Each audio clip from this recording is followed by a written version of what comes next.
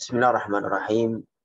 Alhamdulillah hamdan katsiran thayyiban mubarakan fih kama yuhibbu rabbuna wa yardah. Allahumma salli ala Muhammad wa ala alihi wa ashabihi wa man tabi'ahum bi ihsanin ila yaumiddin. Qala ta'ala ya ayyuhalladzina amanu taqullaha haqqa tuqatih wa la tamutunna illa wa antum muslimun. Amma ba'du.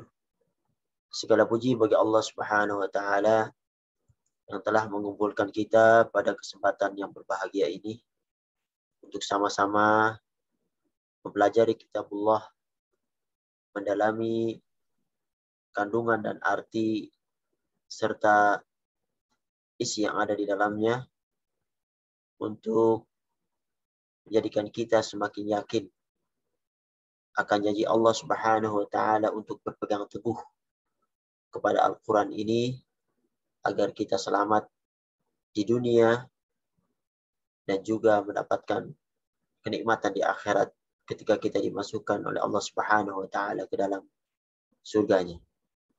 Para hadirin yang dirahmati oleh Allah Subhanahu wa taala, pada kesempatan kali ini kita akan memasuki surat yang baru, yaitu surat Al-Kautsar. Yang mana surat Al-Kautsar ini merupakan surat yang ke-108 yang terdiri dari 3 ayat yang dikatakan bahwasanya surat ini adalah surat terpendek yang ada di dalam Al-Quran yang diturunkan setelah surat Al-Adiyat. Al-Kautsar sering diartikan dengan nikmat yang banyak, atau Kautsar adalah telaganya beliau Shallallahu Alaihi Wasallam, atau kadang diartikan dengan Kautsar merupakan sungai di surga yang bernama Al-Kautsar. Kemudian keluar membentuk telaga. Telaganya beliau Shallallahu Alaihi Wasallam, telaga Al-Kautsar. Sebelumnya kita baca dulu surat Al-Kautsar. A'udzu billahi minasy syaithanir rajim. Bismillahirrahmanirrahim. Inna a'tainakal kautsar. Fashalli li rabbika wanhar. Inna syani'aka huwal abtar. Sesungguhnya kami telah memberikan kepadamu Al-Kautsar, nikmat yang banyak. Atau diartikan nanti dengan telaga, atau diartikan dengan sungai yang ada di surga. Fashalli li rabbika wanhar. Maka dirikanlah salat karena Tuhanmu dan berkorbankanlah. Berkorbanlah. Inna syani'aka huwal abtar. Sungguhnya orang-orang yang membenci kamu, wahai Muhammad, huwal abtar. Dialah yang terputus. Pada hadirin yang dirahmati oleh Allah Subhanahu wa taala, dinamakan surat Al-Kautsar ini berkenaan dengan kata Al-Kautsar yang ada di ayat pertama daripada surat ini. Surat ini adalah sebagai penghibur hati Nabi kita Muhammad sallallahu alaihi wasallam, yang mana beliau diuji oleh Allah Subhanahu wa taala di Mekah dengan permusuhan kafir Quraisy yang sangat dahsyat. Bahkan kata-kata mereka yang sangat menyakitkan, yaitu al-abtar, yang terputus, yang dikatakan kepada beliau sallallahu alaihi wasallam ketika anak laki beliau di sebuah riwayat bernama Ibrahim itu meninggal dunia sedang masih kecil, dan semua anak laki Rasulullah termasuk Qasim yang mana Rasulullah dikunyai Abu Qasim itu juga meninggal dunia, sehingga mereka mengatakan al-abtar, itu orang yang terputus daripada keturunan laki-lakinya, sehingga tidak ada yang meneruskan daripada perjuangan beliau Shallallahu Alaihi Wasallam menurut anggapan mereka ketika seorang itu tidak mempunyai anak laki-laki. Para hadirin yang dirahmati Allah Subhanahu Wa Taala, secara garis besar pokok-pokok isi yang ada dalam surat ini yaitu bahasanya Allah Subhanahu Wa Taala telah menganugerahkan kepada beliau Shallallahu Alaihi Wasallam Al-Kautsar, surga nanti. Karena itu Allah Subhanahu Wa Taala atas nikmat ini memerintahkan kepada nabinya untuk melaksanakan salat dan juga untuk berkorban. Dan Allah Subhanahu Wa Taala memberikan kabar gembira kepada beliau bahwasanya pengikut beliau akan banyak sampai hari kiamat, bahkan terbanyak daripada nabi-nabi yang lain. Dan nama beliau akan diangkat oleh Allah Subhanahu Wa Taala baik di dunia maupun di akhirat. Dan tidak seperti yang dikatakan oleh mereka orang kafir Quraisy bahwasanya Rasulullah itu abtar, itu terputus. Tidak demikian sebenarnya. Tidak seperti yang dikatakan oleh pembenci-pembenci dakwah beliau Shallallahu Alaihi Wasallam. Para hadirin yang dirahmati oleh Allah Subhanahu Wa Taala, sebuah riwayat yang disampaikan oleh Imam Ahmad bahwasanya pada suatu hari beliau Shallallahu Alaihi Wasallam menundukkan kepalanya sejenak. Ini berkenaan dengan asbab nuzul. Lalu beliau mengangkat kepalanya seraya tersenyum. Kemudian para sahabat bertanya kepada beliau, mengapa engkau tersenyum, wahai Rasulullah? Rasulullah menjawab, sesungguhnya baru saja turun kepadaku satu surat.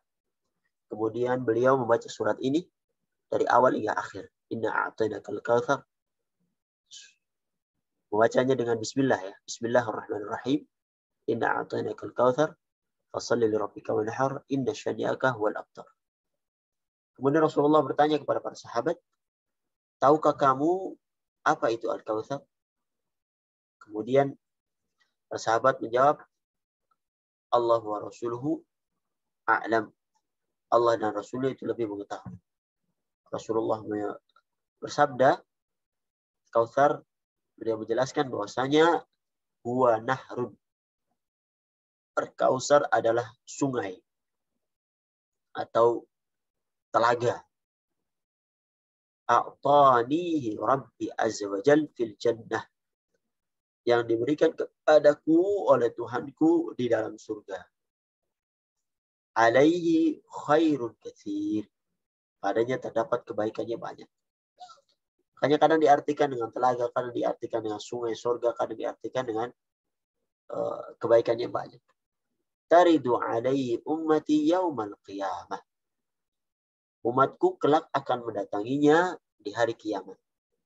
Aniyatuhu adadal kawakibi yuhtalajul abdu minhum. Jumlah wadah-wadahnya, bejana-bejananya, sama dengan jumlah bilangan bintang-bintang. Kemudian pada saat itu, yuhtalajul abdu minhum. Ada seorang hamba yang diusir dari meminum telaganya Nabi Shallallahu Alaihi Wasallam. Maka dengan rahmatnya beliau Shallallahu Alaihi Wasallam mengatakan, Fa'aqulu ya Rabbi innahu min ummati. Wahai Tuhanku, sesungguhnya yang diusir itu adalah umatku. Maka Allah menjawab, Fayuqal innaka la tadri ma ahdathu ba'dak. Sesungguhnya kamu tidak mengetahui apa yang telah dibuat-buatnya sesudahmu. Mudah-mudahan kita terhindar daripada orang yang diusir dari telaganya beliau Shallallahu Alaihi Wasallam.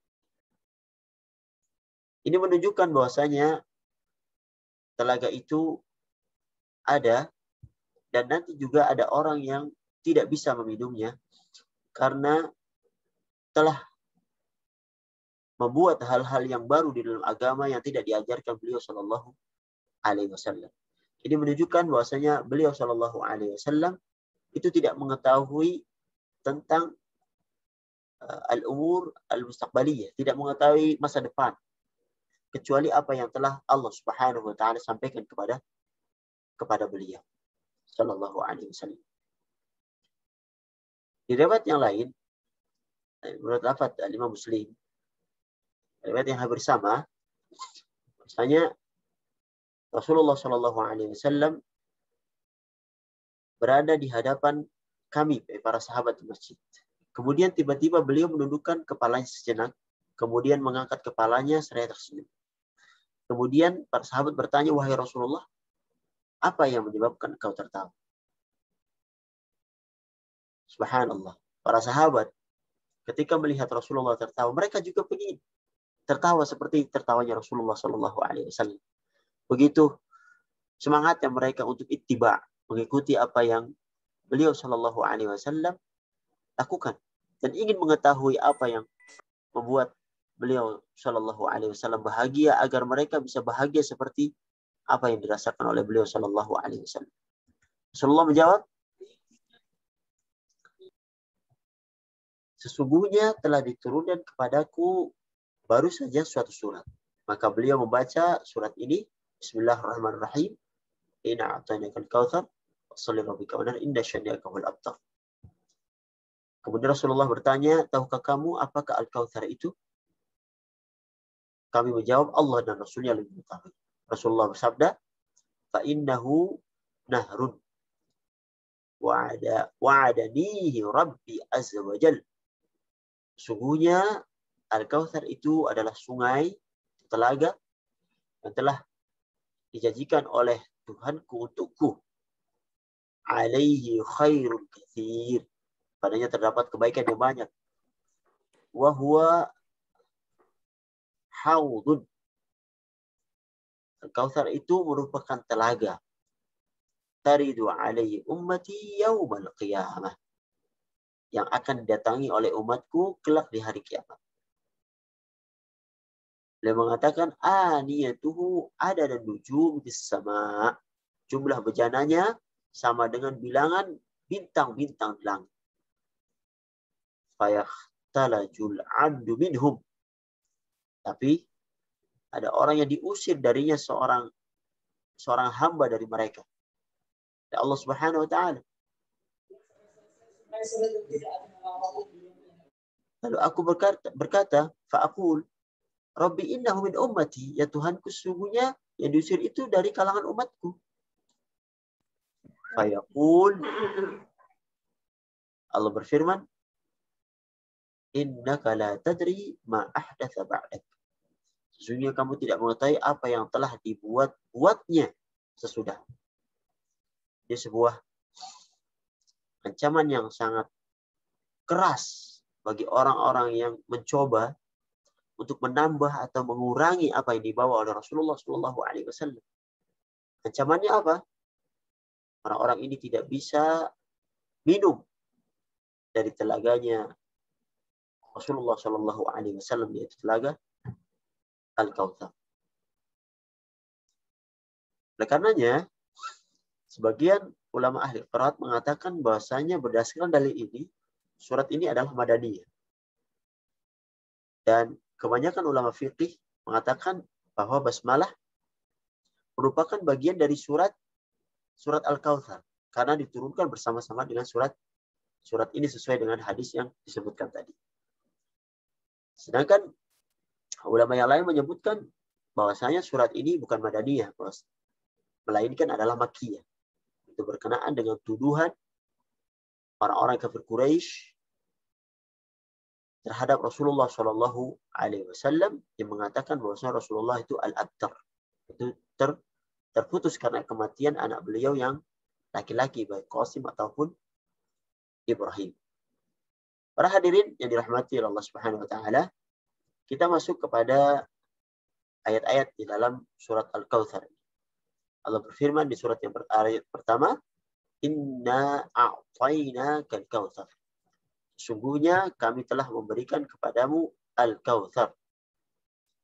Di dalam hadis-hadis yang disebutkan sebelumnya bahwasanya Al-Kautsar adalah nama sebuah sungai di dalam surga yang mengalir, yang menyebabkan timbulnya sebuah telaga, yang telaga itu juga dinamakan Kautsar sesuai dengan sungai yang mengalirinya. Imam Ahmad meriwayatkan dari Anas bin Malik bahwasanya Anas, ia membaca firman Allah Subhanahu wa taala yaitu surat Al-Kautsar ini, lalu ia mengatakan bahwasanya Rasulullah Shallallahu alaihi wasallam bersabda,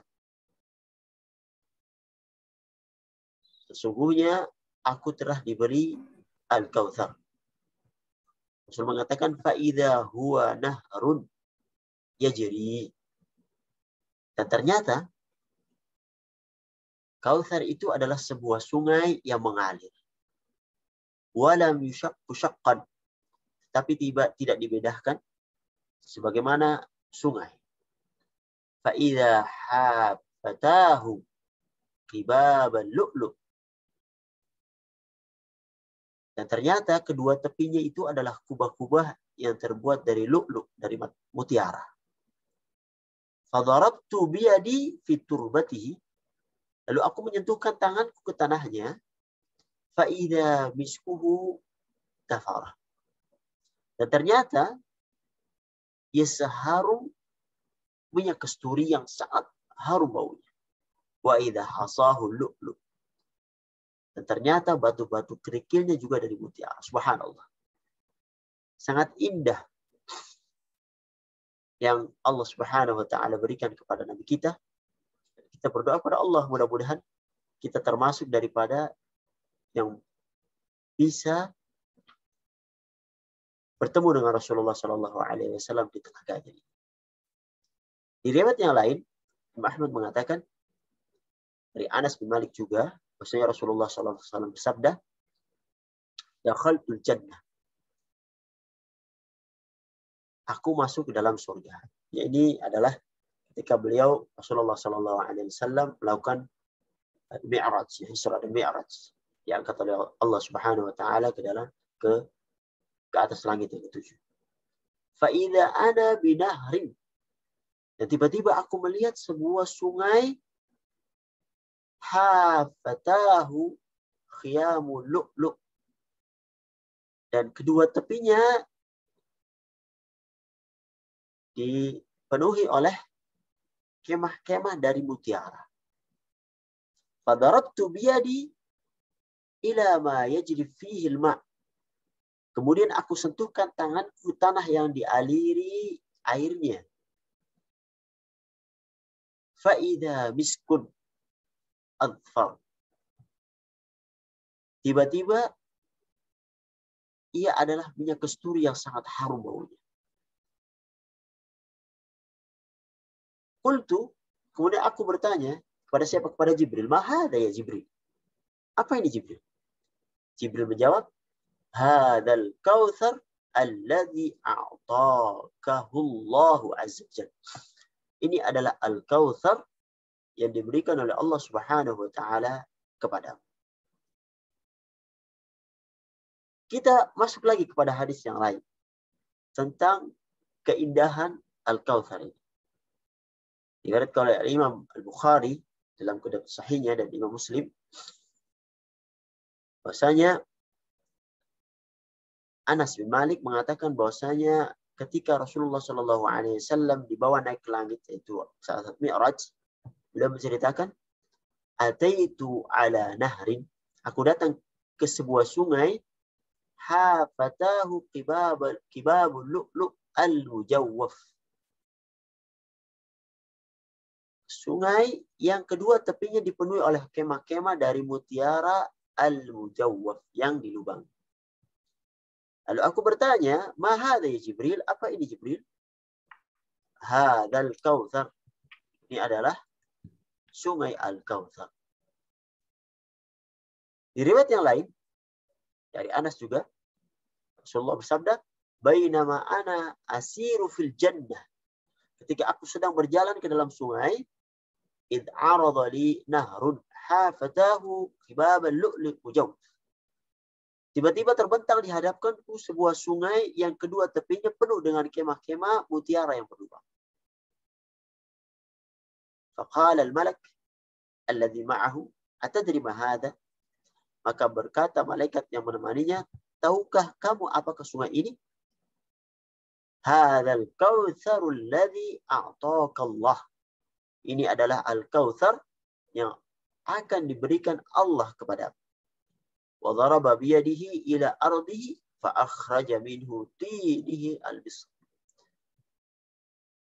Kemudian Nabi Shallallahu Alaihi Wasallam masukkan tangannya ke tanah dan mengeluarkannya dari tanahnya minyak kasturi yang harum baunya. Masya Allah, Masya Allah.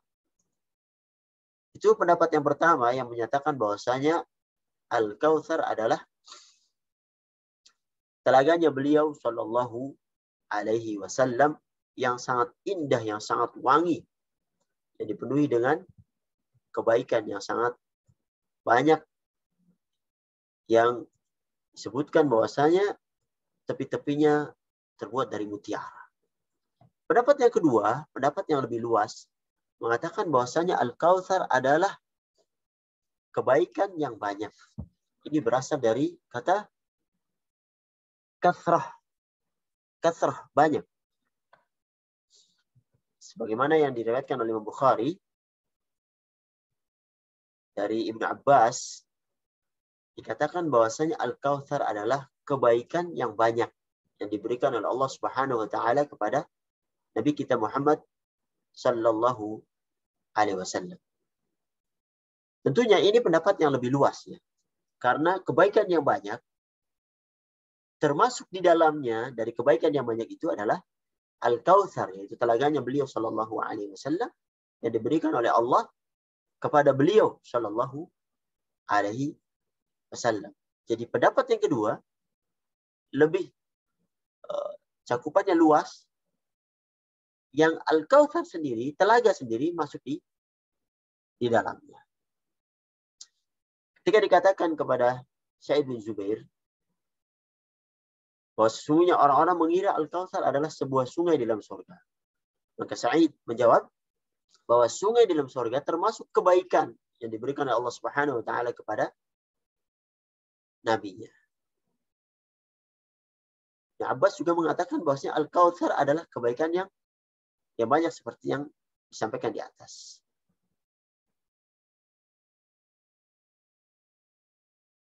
Dari Ats-Tsauri meriwayatkan dari Sa'id bin Zubair bahwasanya Abdullah bin Abbas mengatakan bahwasanya Al-Kautsar adalah kebaikan yang banyak. Dan tafsir ini seperti yang dikatakan tadi bersifat lebih umum, mencakup sungai dan nikmat yang lainnya. Mengingat Al-Kautsar lafadznya itu berasal dari kata kathrah, yaitu kebaikan yang banyak, dan di antara kebaikan itu adalah sungai yang tersebut di dalam hadis-hadis yang ada di surganya Allah Subhanahu wa taala. Bahkan Mujahid mengatakan bahwasanya Al-Kautsar adalah kebaikan yang banyak yang ada di dunia dan di akhirat, lebih luas. Bahkan Ikrimah mengatakan Al-Kautsar adalah kenabian, Al-Quran, dan pahala di akhirat. Pendapat yang lain menyebutkan Al-Kautsar adalah sungai di surga. Sebutkan dari Abdullah bin Abbas ketika memaknai Al-Kautsar, riwayat yang lain maknanya adalah sebuah sungai di dalam surga. Beliau menyebutkan, diriwayatkan oleh Imam Ahmad dari Ibnu Umar, bahwasanya Rasulullah sallallahu alaihi wasallam bersabda, Al-Kautsar nahrun fil jannah hafatahu min dhahab wal ma'u yajri 'ala al-lu'lu' wa ma'uhu ashadda bayadan min al-laban wa ahla min al-'asal. Al-Kautsar adalah sebuah sungai di dalam surga yang kedua tepinya dari emas. Airnya mengalir di atas mutiara dan warnanya lebih putih dari susu dan rasanya lebih manis daripada madu. Jadi Dapat ini menyebutkan bahwasanya Kautsar itu adalah sungai di surga. Dan tentunya kalau kita gabungkan pendapat-pendapat ini, tidak ada pertentangan di dalam ketiga pendapat ini. Pendapat yang kedua mengatakan kebaikan yang banyak termasuk adalah Al-Kautsar. Yang mengatakan bahwasanya ini adalah sungai di surga, sungai Kautsar, dan sungai itulah yang mengalir kemudian membentuk telaga, dan telaganya dinamakan Al-Kautsar karena berasal dari sungai di surga yang bernama Al-Kautsar. Di riwayat yang lain menyebutkan bahwasanya Al-Kautsar nahrun fil jannah. Al-Kautsar adalah sebuah sungai di dalam surga. Hafatahu min dhahab yajri 'ala turri wal yaqut. Sungai di dalam surga yang kedua tepinya emas, airnya mengalir di atas mutiara dan yakut. Subhanallah. Para hadirin yang rahmati Allah Subhanahu wa taala, di ayat yang kedua, setelah Allah Subhanahu wa taala melimpahkan sebuah nikmat kepada Nabi kita Muhammad sallallahu alaihi wasallam, Al-Kautsar, di ayat yang kedua Allah menyebutkan fasalli li rabbika wanhar. Maka dirikanlah salat li rabbik, karena Tuhan, wanhar, dan berkorbanlah. Yakni setelah Allah Subhanahu wa taala memberikanmu kebaikan yang banyak di dunia dan di akhirat sesuai dengan pendapat yang kedua, dan di antara lainnya adalah sebuah sungai yang sifat-sifatnya disebutkan di atas, maka fasalli, kerjakanlah salat fardu atau salat sunnah li rabbik, dengan ikhlas karena Allah Subhanahu wa taala di setiap gerakan. Dan sembahlah Allah Subhanahu wa taala saja dan jauhilah kesyirikan, menyekutukan Allah Subhanahu wa taala, dan wanhar, dan sembelihlah kurbanmu dengan menyebut nama Allah Subhanahu wa taala juga dan tidak menyekutukannya di dalam menyembelihnya. Allah sebutkan di dalam Quran surat Al-An'am ayat 162 sampai 193, Qul inna salati, katakan Muhammad, sesungguhnya salatku, wa nusuki, sembelihanku, wa mahyaya, hidupku, wa mamati, dan matiku, lillahi rabbil alamin, untuk Allah Subhanahu wa taala saja, Tuhan semesta alam. La syarikalah wa bidzalika umirtu wa ana awwalul muslimin. Dan demikian itulah aku diperintahkan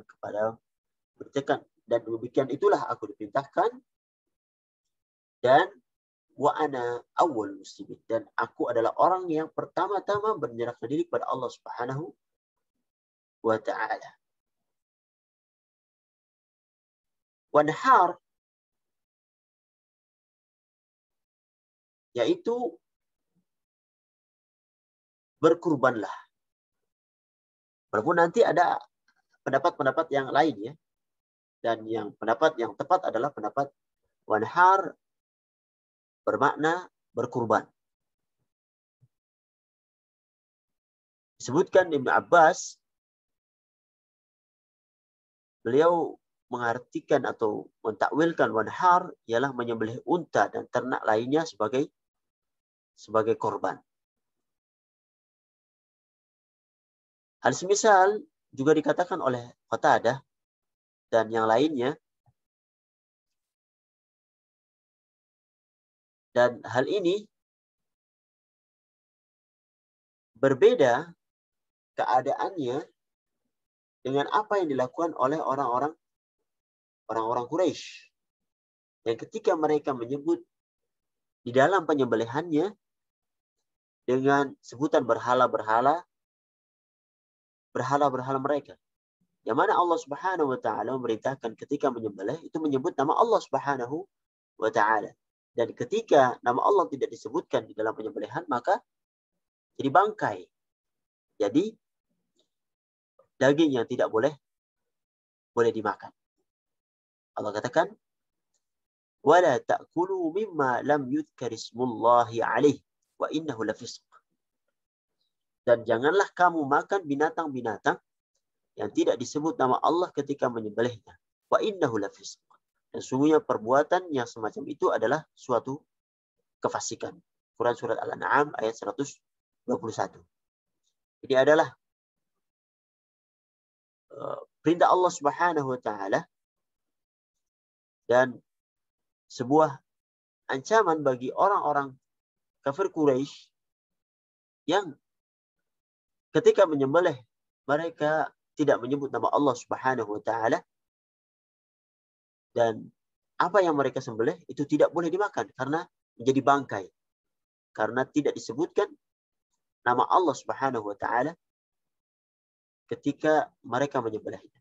Bahkan Allah Subhanahu wa taala melaknat kepada orang-orang yang menyembelih binatang untuk dimakan dan tidak disebut nama Allah Subhanahu wa taala. Nabi sallallahu alaihi wasallam bersabda, "La'anallahu man dzabaha li ghairillah." Allah melaknat orang-orang yang menyembelih pun kepada selain Allah Subhanahu wa taala, yaitu kepada berhala-berhala mereka ataupun yang lainnya. Pendapat yang lain tentang wanhar, para ulama menyebutkan wanhar sebutkan yaitu meletakkan tangan kanan di atas tangan kiri di bawah tenggorokan ketika menyembelih. Pendapat yang lain menyatakan bahwasanya wanhar itu mengangkat kedua tangan di saat membuka sholat. Pendapat yang lain, wanhar adalah menghadapkan lehermu ke arah kiblat. Pendapat yang lain mengatakan bahwasanya wanhar itu adalah perintah mengangkat tulang punggung setelah ruku. Dan tegakkanlah ia serta tampakkanlah tenggorokanmu, yaitu ketika i'tidal. Dan pendapat yang benar tentang wanhar adalah pendapat yang pertama yang mengatakan bahwasanya wanhar itu ialah menyembelih hewan kurban. Itu hewan kurban yang disembelih ketika hari Nahar. Itu tanggal 10, 11, 12, dan 13 Hijriah. Sebagaimana yang disabdakan oleh beliau sallallahu alaihi wasallam, "Man shalla salatana." Barang siapa yang sholat dengan sholat kami, yaitu sholat Idul Adha. Wa nasaka nusukana. Kemudian ia menyembelih korban seperti kami menyembelih korban. Faqad asaba nusuk. Sungguhnya ia telah menunaikan kurbannya. Wa man nasaka qabla salati fala nusuka lahu. Barang siapa yang menyembelih hewan kurban sebelum sholat Idul Fitri, sebelum Idul Adha, maka dia tidak mendapatkan fadilah daripada penyembelihan hewan kurban tadi. Dan daging yang disembelih itu adalah daging biasa, bukanlah daging kurban. Kemudian ada seorang yang berdiri, faqama Abu Burdah bin Nayyar mengatakan, "Ya Rasulullah, inni nasaktu syati qabla shalah." Aku potong hewan kurbanku sebelum salat. Wa araftu anna al-yawma yaumun yushtaha fihi al-lahm. Kemudian mengatakan bahwasanya Rasulullah, aku menyembelih kambingku sebelum salat. Dan aku mengetahui bahwa hari ini adalah hari yang semua orang menyukai daging. Jadi aku pengen cepat-cepat gitu. Kemudian Rasulullah mengatakan, syatuka syatul lahm. Kambing yang kamu sembelih itu adalah kambing biasa, daging biasa, bukan korban. Qal, Abu Hurairah mengatakan, fa inna indi inaqun hiya ahabbu ilayya min syatai. Aku punya enak, yaitu anak kambing yang lebih aku sukai daripada 2 ekor kambing biasa. Afatujzi'u anni? Apakah itu cukup untuk kurbanku? Beliau bertanya karena beliau tahu bahwasanya itu tidak cukup, itu tidak sesuai dengan syarat-syarat hewan yang dikorbankan. Maka Rasulullah mengkhususkan beliau mengatakan, tujzi'uka wala tujzi'u ahadan ba'da. Itu cukup untukmu tapi tidak cukup untuk orang lain sesudah. Jadi pendapat wanhar yaitu menyembelih hewan kurban. Jadi sholat dan juga menyembelih hewan kurban itu memiliki kedudukan yang sangat luar biasa di dalam agama ini. Sehingga hal ini baik sholat harus dilakukan li Rabbik, ikhlas karena Allah Subhanahu wa taala dan bukan karena riya ataupun ingin dipuji. Begitu juga wanhar, harus ikhlas kepada Allah Subhanahu wa taala, ditujukan hanya kepada Allah Subhanahu wa taala. Yang mana Allah Subhanahu wa taala menyandingkan antara sholat dan wanhar, penyembelihan kurban. Ada beberapa faedah tentang ayat ini, fasalli li rabbika wanhar. Bahwasanya yang pertama, Allah menggunakan kata fasalli li rabbika wanhar, kalimat fa, maka dirikanlah salat. Hal ini menunjukkan seakan-akan berkata, wahai Rasulullah, karena engkau telah diberikan kautsar, maka salatlah dan menyembelihlah. Hal ini menunjukkan bahwa kedua ibadah tersebut, salat dan berkurban, merupakan bukti terbesar adanya rasa syukur kita kepada Allah Subhanahu wa taala. Salat adalah ibadah fisik dan wanhar, itu menyembelih hewan kurban, merupakan ibadah yang termulia, yang kita diperintahkan oleh Allah Subhanahu wa taala untuk melaksanakannya. Bahkan Rasulullah Shallallahu alaihi wasallam sendiri selalu memotong hewan kurban. Bahkan ketika haji wada, beliau menyembelih berapa? 100 ekor unta. Dan 63 dari ekor unta itu beliau sembelih langsung. Dan selebihnya diperintahkan kepada para sahabat untuk menyembelihnya. Faedah yang kedua, bahwasanya Allah memerintahkan untuk menggabungkan antara fasalli, salat dan menyembelih hewan kurban. Ini menunjukkan akan perasaan tawadhu, perasaan butuhnya kita kepada Allah Subhanahu wa taala dan kuatnya keyakinan seorang yang melakukannya. Dan selalu berprasangka baik pada Allah Subhanahu wa taala bahwa harta yang ia keluarkan untuk menyembelih kurban itu ia punya keyakinan bahwasanya Allah Subhanahu wa taala akan menggantinya dan tidak mengurangi harta yang ia punya. Maka seorang yang yakin akan janji Allah Subhanahu wa taala, mereka akan berusaha untuk menyiapkan hartanya, menyisihkan hartanya untuk melakukan ibadah kurban pada Allah Subhanahu wa taala sekali setahun. Dan ini ibadah yang sangat luar biasa. Bahkan disebutkan bahwasanya kurban itu cukup apabila dilakukan oleh seorang ayah misalnya, kemudian diniatkan untuk keluarganya. Cukup satu untuk seluruh keluarga, tapi diniatkan, dinamai oleh untuk orang satu ya. Yang selainnya adalah istirak di dalam pahala. Kemudian faedah yang ketiga, bahwasanya Allah menjanjikan Nabi dengan al-kautsar. Seolah-olah Allah mengatakan, wahai Rasulullah, janganlah engkau sedih karena luput daripadamu hal-hal dunia ataupun celaan-celaan orang-orang yang mencela. Dan itu semua itu tidak sebanding dengan yang akan engkau dapatkan di hari akhirat nanti, yaitu al-kautsar dari Allah Subhanahu wa taala. Faedah yang selanjutnya, maksudnya perintah Allah kepada Nabi untuk sholat dan menyembelih merupakan isyarat bahwasanya Allah Subhanahu wa taala memerintahkan kepada beliau sallallahu alaihi wasallam untuk tidak mempedulikan cercaan kaum musyrikin dan tetap berdakwah di dalam jalan Allah Subhanahu wa taala.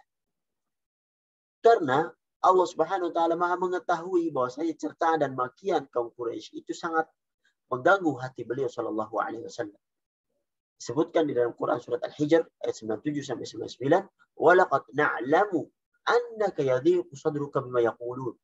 Sungguhnya kami mengetahui, sungguh-sungguh kami mengetahui bahwasanya yadhiqu sadruka bima yaqulun, dadamu itu menjadi sempit disebabkan apa yang mereka ucapkan. Fasabbih bihamdi rabbika wa kum minas sajidin. Maka bertasbihlah dengan memuji Allah dan jadikanlah dirimu di antara orang-orang yang sujud.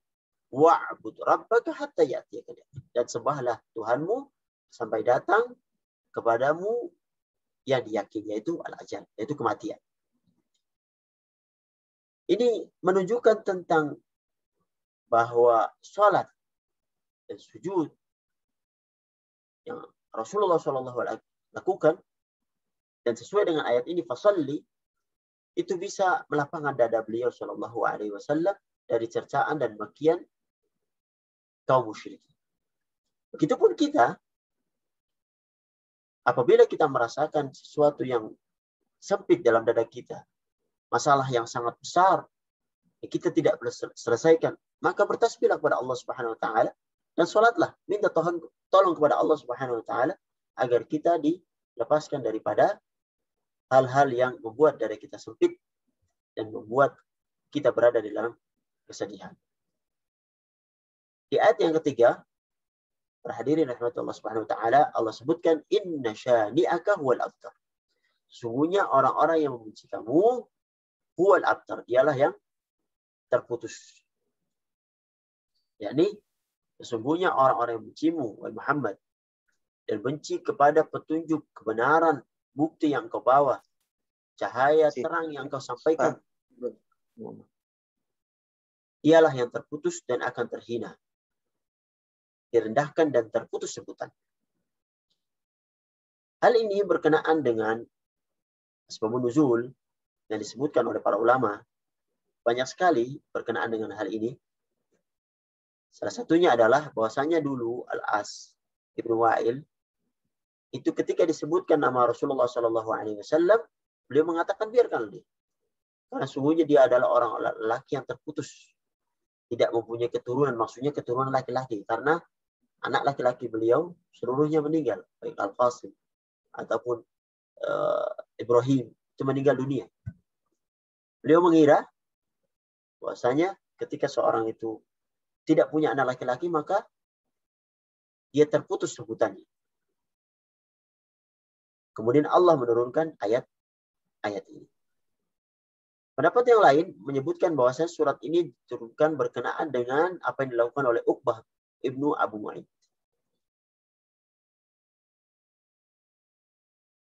Di riwayat yang lain berkenaan dengan apa yang dilakukan oleh jawaban yang disampaikan oleh Ka'ab bin Ashraf. Ketika orang-orang Quraisy bertanya kepadanya, apakah yakni engkau melihat, Ka'ab bin Ashraf itu sebuah pemimpin Yahud. Engkau melihat bahwasanya lelaki yang terusir itu, yaitu Muhammad SAW, itu orang-orang yang terputus dari kaumnya. Dia mengira bahwasanya dirinya lebih baik, apakah kami? Padahal kami adalah pelayan haji, pelayan Ka'bah, suka yang memberi minum pada orang-orang yang berhaji. Maka Ka'ab bin Ashraf mengatakan, kalian lebih baik daripadanya. Kemudian Allah turunkan ayat ini. Di riwayat yang lain, bahwasanya surat ini diturunkan berkenaan dengan apa yang dilakukan oleh Abu Lahab. Abu Lahab menemui orang-orang musyrik ketika putra beliau Ibrahim meninggal dunia. Beliau menyebutkan tadi malam Muhammad terputus keturunannya ketika Ibrahim meninggal dunia. Maka Allah turunkan ayat ini. Di ayat yang lain sampaikan oleh Ibnu Abbas, surat ini berkenaan dengan Abu Jahal, yaitu huwal abtar, yaitu orang yang membencimu. Inna syani'aka huwal abtar, yaitu orang yang membencimu, yaitu Abu Jahal, yang akan abtar, yang akan terputus sebutannya. Tentunya para hadirin rahmati Allah Subhanahu wa taala, pendapat yang mengatakan bahwasanya al-abtar itu terputus keturunannya karena putra-putra beliau sallallahu alaihi wasallam itu meninggal dunia. Ini pendapat yang sebagiannya benar, tapi sebagiannya juga tidak benar. Pendapat yang mengatakan bahwasanya orang-orang yang tidak mempunyai keturunan laki-laki, maka orang itu terputus sebutannya, seperti yang mereka dakwakan kepada beliau Shallallahu Alaihi Wasallam, tidaklah tepat, karena Allah Subhanahu Wa Taala mengangkat sebutan beliau Shallallahu Alaihi Wasallam di dunia sampai hari kiamat. Bahkan Allah Subhanahu Wa Taala sandingkan kalimat tauhid la ilaha illallah dengan syahadatul Rasul Muhammadur Rasulullah, dan itu disampaikan oleh muadzin 5 kali dalam sehari